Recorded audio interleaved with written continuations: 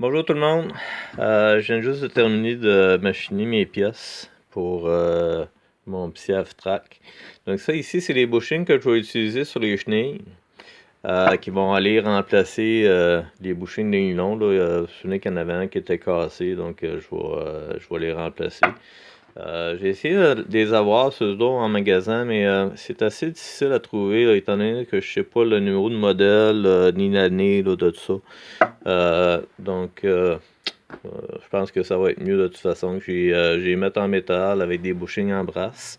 Donc j'ai fait un trou à l'intérieur de la bushing. Là, c'est un trou de 7/8 de diamètre. Puis ça va, dans le fond, les bushings de brasse, là, ils vont aller s'insérer là-dedans pour ramener mon diamètre intérieur à 3/4 de pouce sur les bushings. Donc ça va fitter juste sur mon shaft.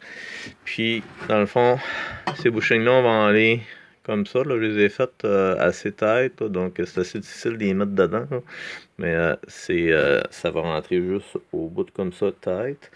Puis moi, je vais aller les souder. Puis je vais mettre probablement un petit renfort de métal là, comme ça. Là. Des petits équerres là, de métal. Puis ça va être soudé là, permanent dans le fond. Donc, c'est ça que j'ai fait après-midi. Étant donné que je suis pas machiniste, ben des fois, ça me prend un petit peu plus de temps à faire ce que je veux. Euh, donc, ça, c'est un petit tour que j'ai eu dans le fond. Euh, c'est un Craftex. Dans le fond, mon épouse m'a donné ça en cadeau. Donc, c'était un beau cadeau qu'elle m'a fait. Donc, c'est un petit tour là, que je me sers assez rarement quand même, mais quand j'en ai besoin, ben, il est là, puis il travaille tout de même assez bien. C'est pas un tour de très grande précision, là. Il y a des choses que j'aime plus ou moins dessus. Des fois, ces plateaux-là, ici, là, ils ont tendance à bouger un petit peu. Euh, puis les chocs ici, ben, des fois, c'est difficile, là. Celui-là, il pointe très bien dedans. Mais tout à l'heure, j'avais mon choc pour ma perceuse.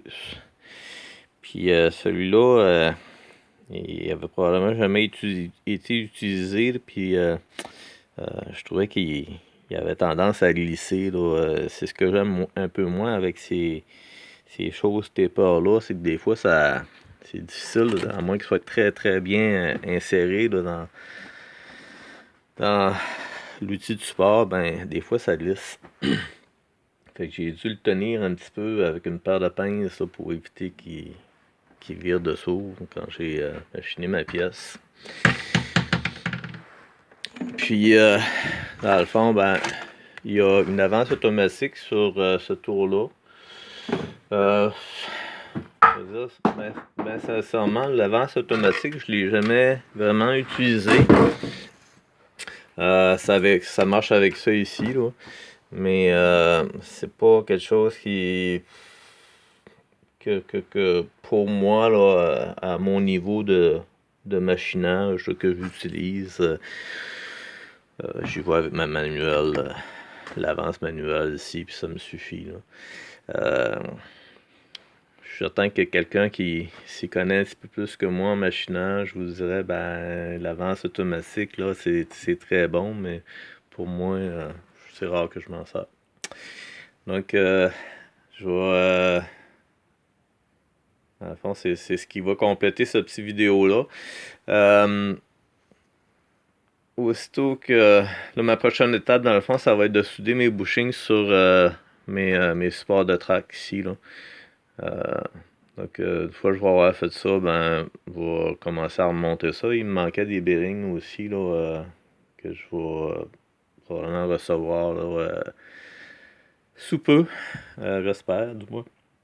Donc, j'ai pas voulu faire fonctionner le tour là, dans mon vidéo parce que pour la simple et bonne raison que comme j'ai dit, je suis pas machiniste puis je veux pas m'attirer des critiques pour rien. Puis deuxième raison, c'est qu'il y en a déjà pas mal sur internet là, qui font des vidéos là, juste avec les tours en fonction. Donc c'est pour ça que je n'ai pas fait ça là, moi. Donc je vous souhaite une bonne journée à tout le monde.